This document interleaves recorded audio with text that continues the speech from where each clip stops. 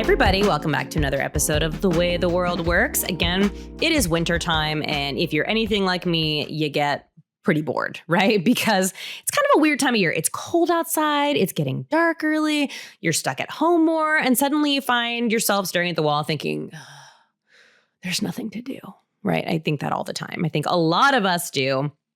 What if I told you something surprising? This boredom, it's not bad. It might feel bad in the moment, but it's not bad. It might actually be good for your brain. What? Blowing your minds right now, aren't I? And that's right. It might even be a superpower. Being bored is a superpower. Who knew? Who knew?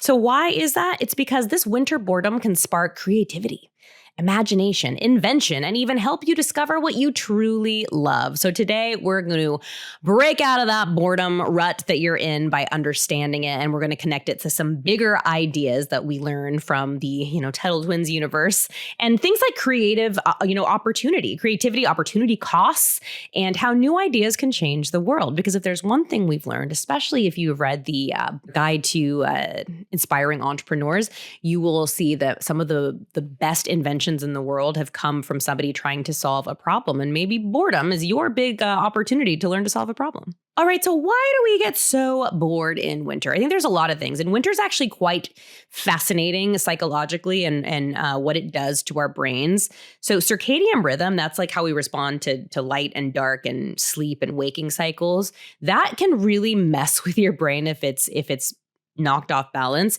And when the days are shorter and there's less sunlight, like it kind of messes with our brains. And some people even get what they call SAD disorder, which is like seasonal depression, where they're not like depressed people, but like every winter for a few weeks or when daylight savings happens, they get a little like off. They're in a little bit of a funk because of all this, because of the shortness of days, because of getting, there's less sunlight.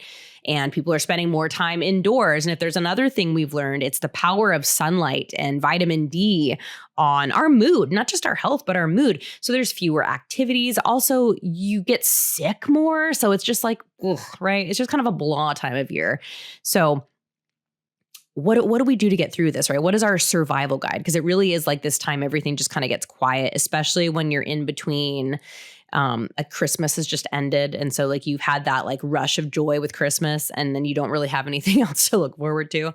Gosh, I'm sounding so glum about winter. Don't listen to me. Well, this episode will cheer you up because I'm going to give you so many ideas on how to feel better about it. Maybe I should write all this down and take my own advice. So when life gets like quiet and kind of dull, like sometimes it does in winter, your brain can start to look around and wonder like, okay, now what? What am I going to do?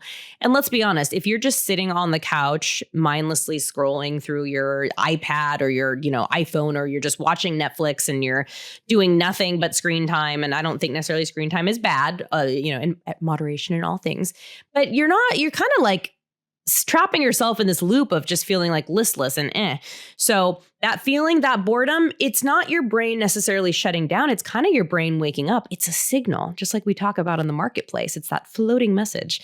It's a signal and a message saying, I'm ready for something new. I'm ready to innovate. I'm ready to be an entrepreneur of my own time. How I want to spend my time, my own activities. And if you think about it, a lot of the greatest inventions and innovations in human history started because someone got bored. And I don't mean that every invention or innovation was meant to solve boredom. What I mean by that is if we're on the go, if we're like constantly moving from thing to thing, we don't really have that time for our brain to like reflect or take, inventory or stock of our lives and the thing around us. But in those moments where it gets kind of quiet and those moments where you're bored, and when I say bored, like you're not doing something actively, people have this creative space to think, the freedom to wonder and have your mind trail off and to daydream and to imagine something new. So boredom gives your brain a big empty canvas. If you've ever painted a picture, it's on that big canvas. And when you have that empty canvas, that means that literally anything can happen. The sky is the limit. So when we think of the winter months, and if you're like me, you get kind of bummed because you're like, ugh, what am I going to do? This is really like a time where your creativity is put to the test. This is a time when your, brain, you can explore more ideas, new hobbies, new projects, or stories. So this is like a really, really good opportunity for you to become an innovator or an inventor yourself. So before I tell you some ways that you can do this, ways that I have done it myself, let's talk about some ways, some actual inventions that happened from boredom, right? So the board game Monopoly, and we're actually going to do a whole episode on the invention of Monopoly because it's very fascinating. And I didn't know that. And I kind of think Monopoly is boring. Some people don't. Some people love it. But Monopoly was invented from people spending long winter nights at home. And so the lady that invented it was like, you know what? I need something to do. I'm going to invent this game with a political message behind it, which is, again, we'll talk about that in another episode.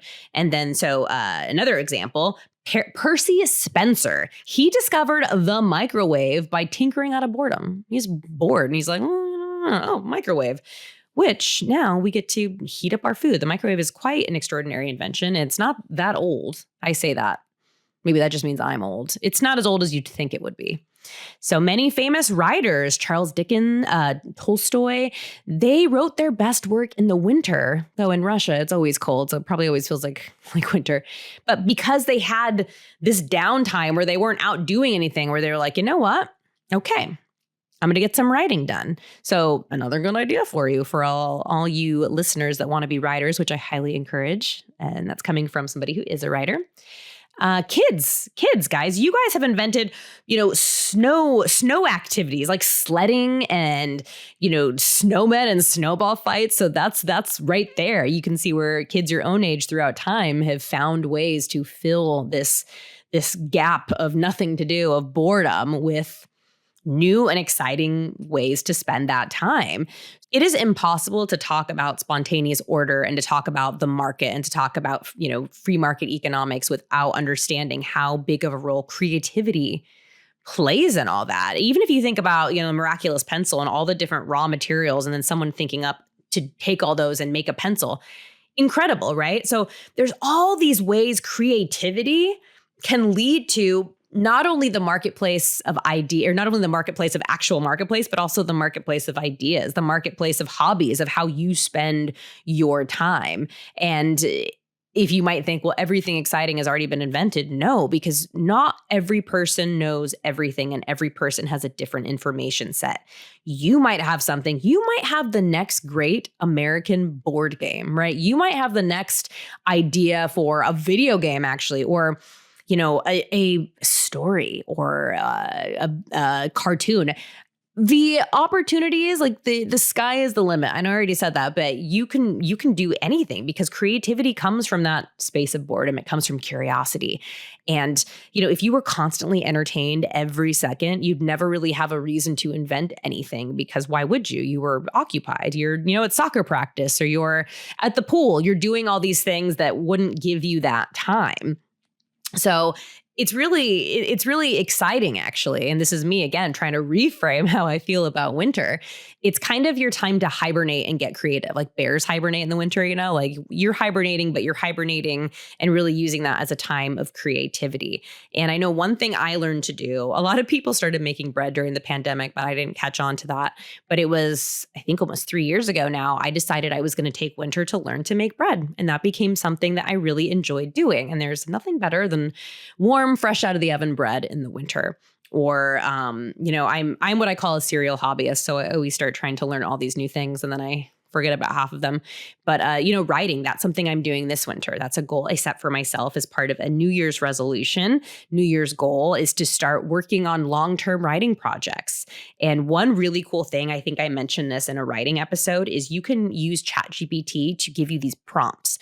So you can say, give me 10 prompts for a short story that is fit for a 7-year-old or a 5-year-old. And so it'll give you things like, you're on a train. Nobody on the train knows each other. The train has been stuck for 5 hours and that's it. And then you take that and you build on that and you get to use that to kind of get your creative juices flowing. So if you want to write and don't know what to write, that is a great idea of something to do. Highly recommend it. It's been really fun for me.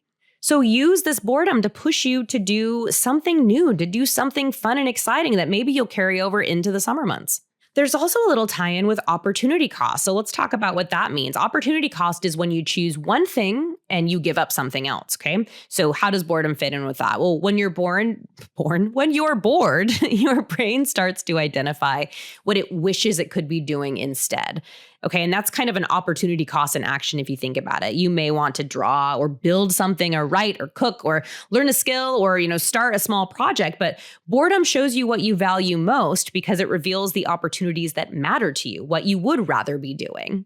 So when you find your brain thinking, what do I want to be doing right now? That's kind of revealing your preferences, right? And then boredom highlights what's meaningful versus what's filler. So choosing to create, choosing to do something, have a new hobby instead of sitting there, scrolling through whatever it is on the internet or watching, trying to find a show to watch, doing something that isn't really productive. So if you choose to create instead of doing that, then you have a better long-term reward because you're doing something that actually matters to you. And so boredom is kind of a guide. It's a signal. You're thinking like, ugh, I'm bored. And then your brain is like, okay, let's try something new. So this is really exciting. This is me trying to get amped about a very long winter. And I want you guys to do it too. So this is a challenge. I'm giving you this challenge and I'm going to do it as well, which is to use these really, seemingly long, bored winter days and to fill them with something exciting and to reframe how you think about it and to use this as an opportunity to see these economic principles in action. So get together as a family, do these maybe individually because you each have different preferences, but make some ideas. And maybe as a family, when you get together at the dinner table, talk about something new you did that day or that week or however period of time you want to do it. Because I think this is a really good way to not only benefit your own life by learning or doing something new, but also just you're filling that boredom with something really useful. And who knows, maybe you will come up with the next great invention that's going to change the world. Who knows? It happens all the time, all throughout history. We will leave it there. As always, guys, don't forget to like and subscribe to the podcast and share with your friends. And until next time, I will talk to you later.